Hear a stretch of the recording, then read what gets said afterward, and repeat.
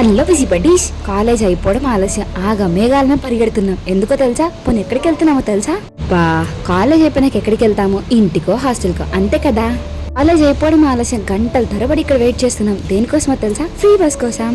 ఈ దుంపలు తెగ ఎక్కడ తయారయ్యారా బాబు? ఎవ్వరు పట్టినా ఫ్రీ బస్ అంటున్నారు అనుకుంటున్నారా? ఫ్రీ బస్ అని అనౌన్స్ చేయడం పాపం. అక్కడి నుంచి ఒక్కసారి కూడా ఆర్టీసీకి పోలేదు. ఎందుకు ఫ్రీ బస్ అనగానే జనాలు ఇంతలా ఎగబడుతున్నారు అనుకున్నా, కానీ నాకు కూడా ఎక్కడో ఫ్రీ బస్ ఎలా ఉంటుందో ఏంటో ట్రై చేయని ఒక క్యూరియాసిటీ స్టార్ట్ అయింది. అందుకే ఇంకెంత లేట్ అయినా పర్లేదని బస్ కోసం వెయిట్ చేసి అలా బస్ ఎక్కి ఇలా టికెట్ తీసుకున్నాం. సో మరీ రష్ ఉందని చెప్పను, అలా అని మరీ ఖాళీ ఉందని కూడా చెప్పనులేండి.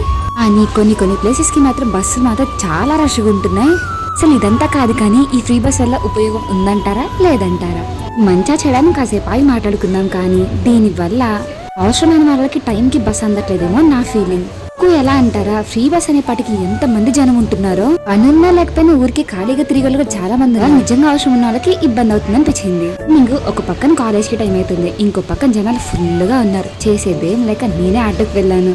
అలా ఆటోకి ఎంత మంది స్టూడెంట్స్ వచ్చారో. ఇంతకిది మంచా చెడ మీరేమనుకున్నా ఖచ్చితంగా చెప్పాలి. ఇంకిదేం మొక్క అనుకుంటున్నారు? ఆరెంజ్ కలర్ మందారం పూలు. వేరే వాళ్ళైతే చూసేస్తారు, నేను అలా కాదు కదా, అందుకే కోసుకొచ్చేసా. కొమ్మ పెడితే చాలా మంచిగా బతుకుతాయి కదా, అందుకే. ఈ ఫ్రీ బస్ లో నా ఎక్స్పీరియన్స్ ఏంటో తెలుసా? ఏం లేదు, ఎప్పుడు ఎలా ఉంటది ఇప్పుడు అంతే ఉంది. వాళ్ళకి ఇంతే. మరి మర్చిపోకుండా సబ్స్క్రైబ్ చేసుకో.